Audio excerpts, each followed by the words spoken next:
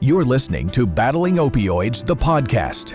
Battling Opioids, the podcast, now on Apple Podcasts, Stitcher, Google Podcast, TuneIn, Amazon, YouTube, and now radio.com. Welcome to Battling Opioids, the podcast. I'm JADonnelly. We recently talked to Matthew Kopetchny and talked about what helped him along with his recovery. Matthew Kopetchny. I'm a certified recovery specialist. My experience with my recovery, it's, when you're in addiction, when you're in active addiction, you often go through the shame and, the stigma of being an addict, getting looked at in a negative fashion. And what I hope to do here at the Recovery Support Center, and especially with my art wellness group, is to kind of break that stigma and bring a community together. We need to realize that these are our family, they're our brothers, they're our sisters, they're our friends. It doesn't choose. There is no, addiction doesn't, how do I want to say it? Addiction doesn't discriminate, and I feel like people need to become more educated, become more open to that, and realize that, the people that we are casting to the shadows, so to speak, are the same people that, might be saving our children's lives 10, 20 years from now. And I just hope through this I could start bringing people together and, breaking that stigma a little bit. I am going to be starting a art wellness group at the New Roots Recovery Support Center, which is going to be a bi-weekly group, and it's going to run monthly.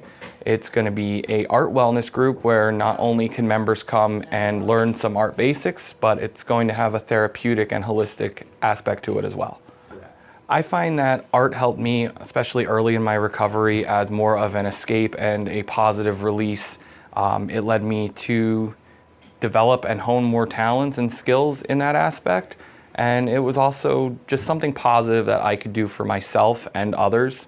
I feel it's a positive outlet for people to, develop more skills.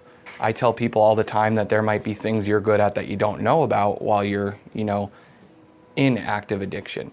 So when you come out of it, more or less, you're going to find that you might be good at art, you might be good at music, but you don't know right now.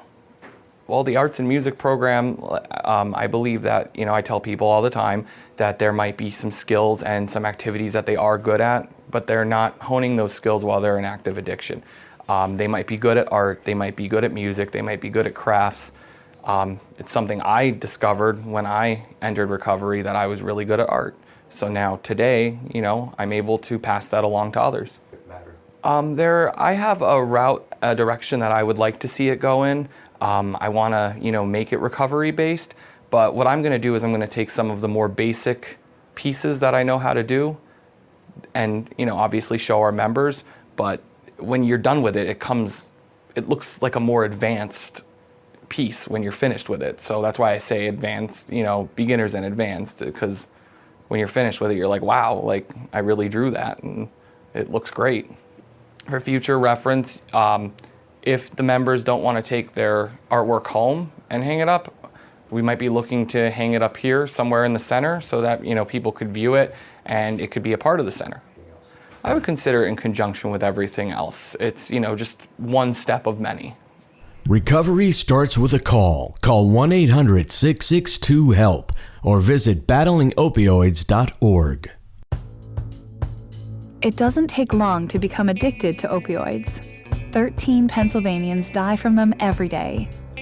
Geisinger is committed to ending opioid addiction with both prevention and treatment. In the last 3 years, we've reduced the amount of opioids we prescribe by 50%, and we've opened 4 medication-assisted treatment centers across the state to help patients recover from addiction. Learn more at geisinger.org/hadenough.